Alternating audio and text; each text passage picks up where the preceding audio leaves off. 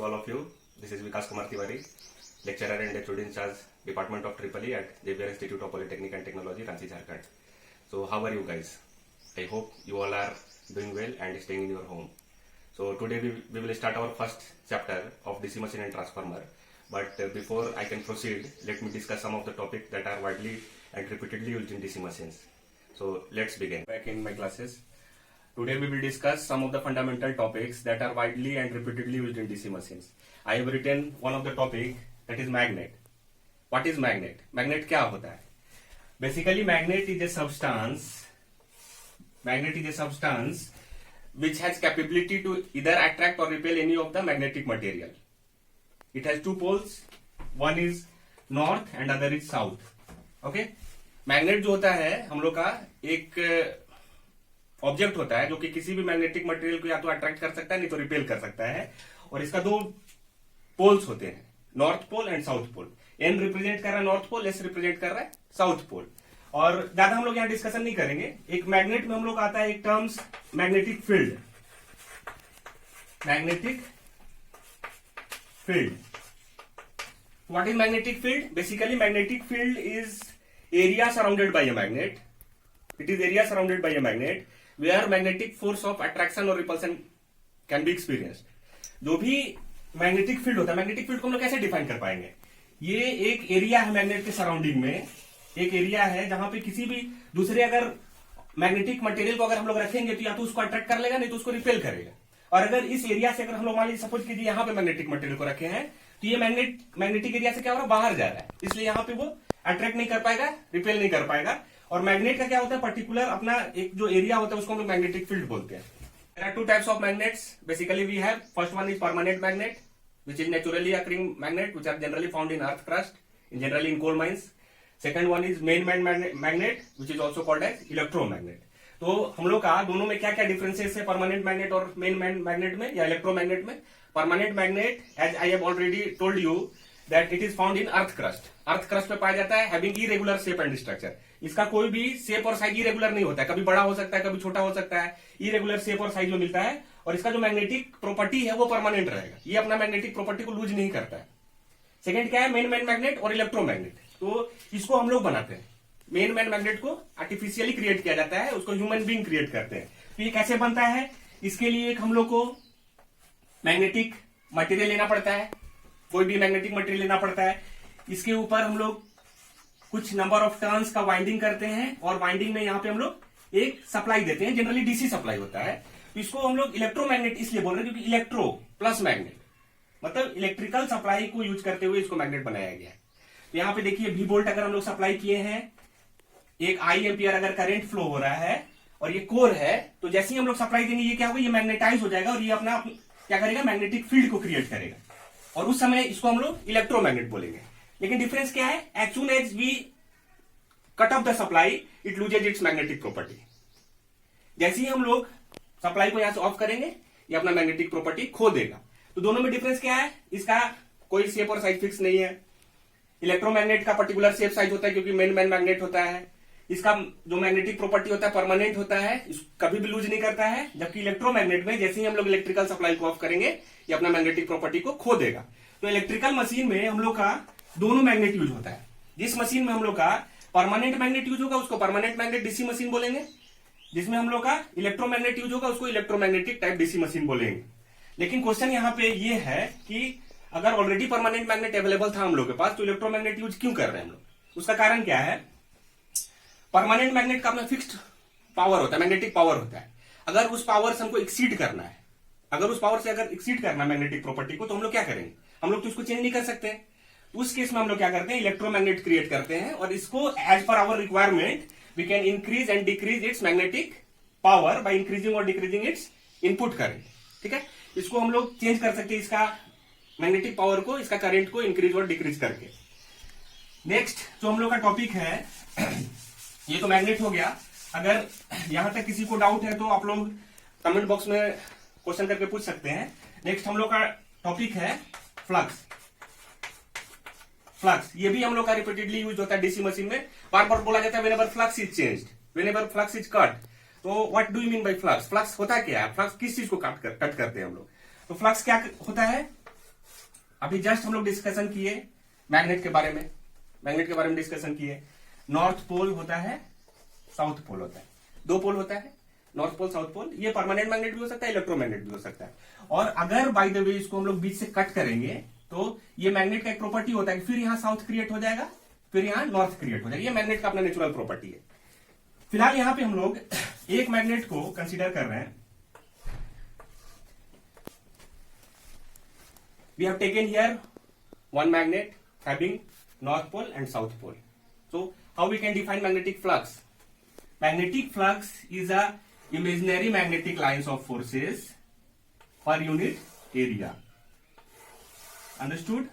Magnetic flux क्या होता है? मैग्नेटिक फ्लक्स जो है हम लोग का imaginary magnetic lines of forces, this are called as magnetic lines of forces, जो कि हाइपोथेटिकल है, इमेजिनरी, इसको हम लोग फिजिकली देख नहीं सकते। तो the number of magnetic lines of forces per unit area is called magnetic flux and it is represented by symbol phi. It is represented by phi, and its direction is, the direction of magnetic flux is from north to south,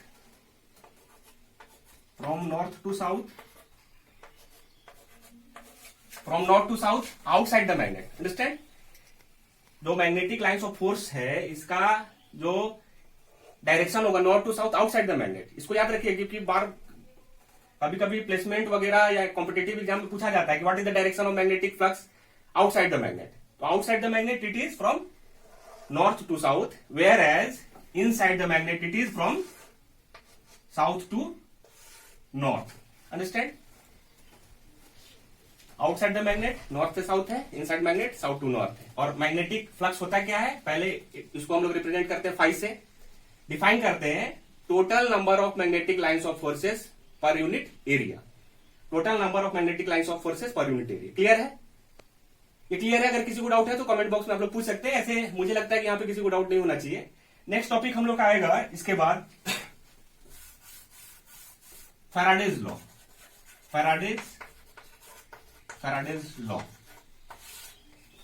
So basically Faraday is the name of the scientist.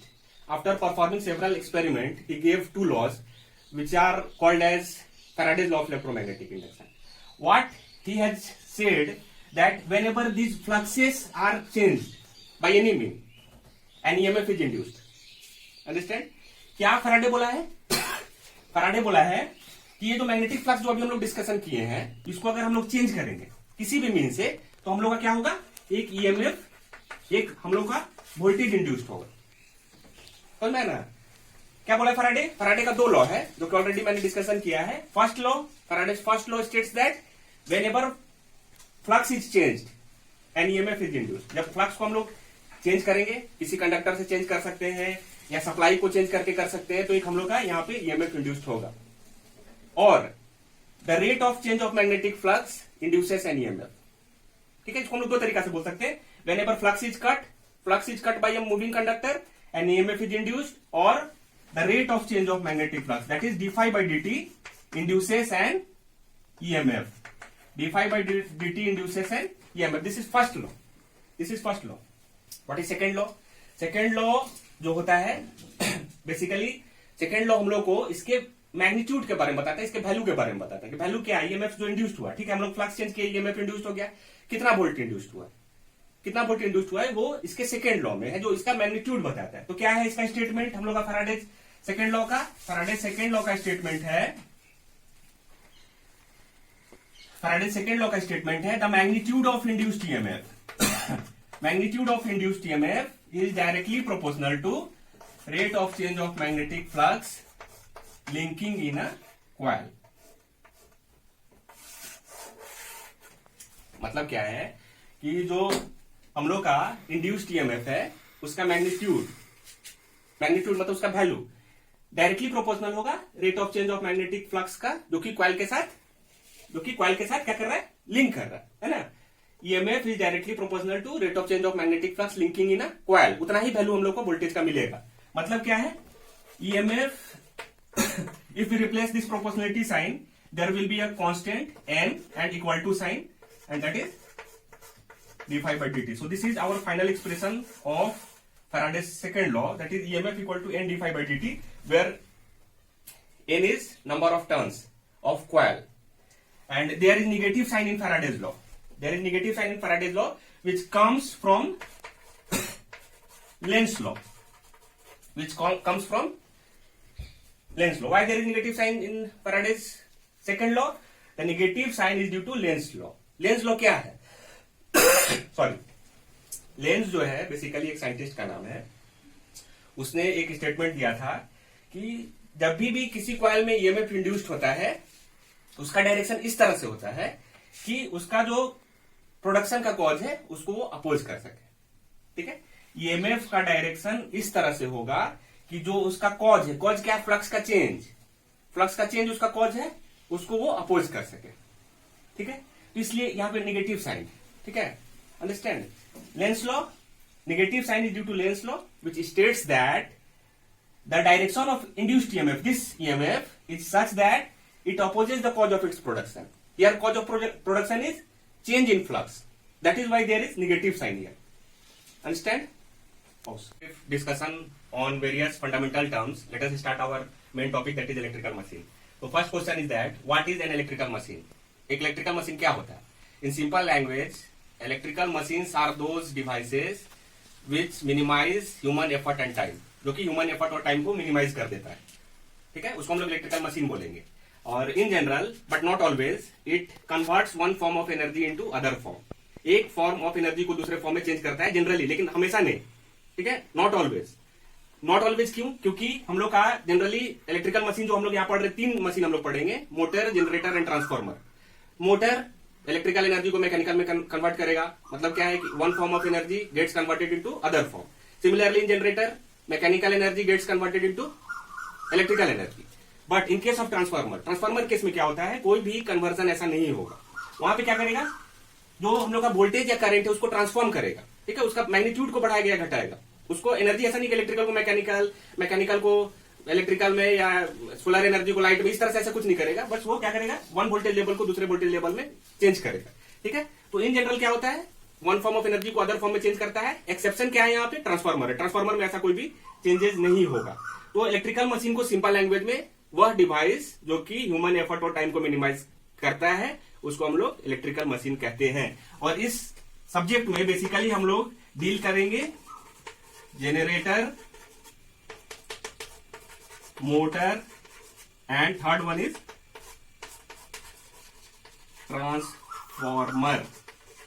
Transformers. Motor, generators, Motors and transformer. ठीक है, इस chapter में हम लोग generator पढ़ेंगे, motor पढ़ेंगे, transformer पढ़ेंगे. Next topic है what are the types of electrical machines we have. What are the types of electrical machines we have. Our next topic is types of electrical machine. So basically there are 2 types. First one is rotating type. Rotating type. Second one is static type. First is rotating type, second one is static type. What is rotating type machine? वो machine जिनमें हम लोग का कोई ना कोई part rotate करता है. Those machine which are having at least some part rotating is called rotating type machine. And वो मशीन जहां पे हम लोग का सारा पार्ट जो है स्टैटिक है, उसको हम लोग स्टैटिक मशीन बोलेंगे. मतलब such type of machines does not have any rotating part. ठीक है, और इसका एक ही एग्जांपल है जो कि हम लोग आगे जाके पढ़ेंगे. इसका एग्जांपल है हम लोग का ट्रांसफार्मर. ट्रांसफार्मर जो है इसमें कोई भी रोटेटिंग पार्ट नहीं होता है. लेकिन जो रोटेटिंग टाइप मशीन है इसको हम लोग 2 पार्ट में डिवाइड करेंगे, मोटर,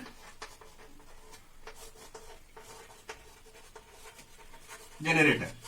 मोटर, जनरेटर. ठीक है, rotating type machines are further classified into 2 types, motor और generator. It may be AC motor, it may be DC motor. Similarly AC generator may be AC, it may be DC. Where as transformer is always AC machine. हमेशा transformer जो है AC machine है. और motor हम लोग क्या है? AC हो सकता है, डीसी हो सकता है. जनरेटर क्या हो सकता है? एसी हो सकता है, डीसी हो सकता है. ट्रांसफार्मर हम लोग का हमेशा एसी होगा. फर्दर हम लोग का क्या है? फर्दर हम लोग का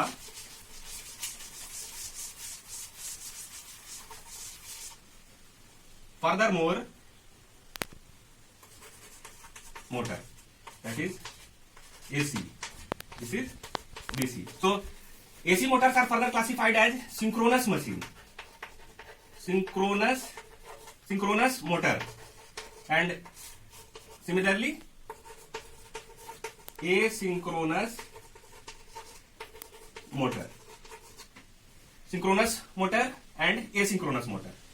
ठीक है, asynchronous motors are further classified as single phase induction motor, that is, and another is three phase induction motor. AC motor synchronous motor होता है, एसिंक्रोनस मोटर होता है. एसिंक्रोनस मोटर को हम लोग सिंगल फेज इंडक्शन मोटर भी बोल सकते हैं, थ्री फेज इंडक्शन मोटर में भी क्लासिफाई कर सकते हैं. ये सब हम लोग नेक्स्ट सेमेस्टर पढ़ेंगे. इस सेमेस्टर में हम लोग को क्या पढ़ना है? इस सेमेस्टर में हम लोग को पढ़ना है इस सेमेस्टर में हम लोग को पढ़ना है डीसी मोटर, जो कि क्लासिफाइड होगा. ऑलरेडी मैग्नेट के बारे में हम लोग डिस्कशन कर चुके हैं. मैग्नेट के ऊपर क्या होगा? परमानेंट मैग्नेट, और second one is electromagnet. We have already discussed about permanent magnet and electromagnet. So those electrical machines which use permanent magnets are called as permanent magnet DC machine, and those which use electromagnet are called as electromagnetic type DC machines. So further, electromagnetic type DC machines are classified as self excited, and another is separately excited. Self excited, separately excited. Separately excited में further be classified as separately excited में further be classified as sorry. Self excited में be further classified as series, shunt and compound. And compound may further be classified as long, shunt and short shunt. So these are the classification of DC motors, which are as follows. First one is permanent magnet, second one is electromagnet. Electromagnetic type में further भी classified है self excited, separately excited. ये self excited, separately excited क्या हम लोग next topic में पढ़ेंगे. फिलहाल इसका जो क्लासिफिकेशन है सेल्फ एक्साइटेड, सेपरेटली एक्साइटेड है. सेल्फ एक्साइटेड जो है उसको फर्दर थ्री पार्ट्स में हम लोग डिवाइड करते हैं, series, shunt and compound. Compound फिर से दो पार्ट में डिवाइड होता है, long shunt and short shunt. So आज के क्लास के लिए इतना ही. In next class we will discuss about the types of DC generator and construction of DC machines. Thank you very much.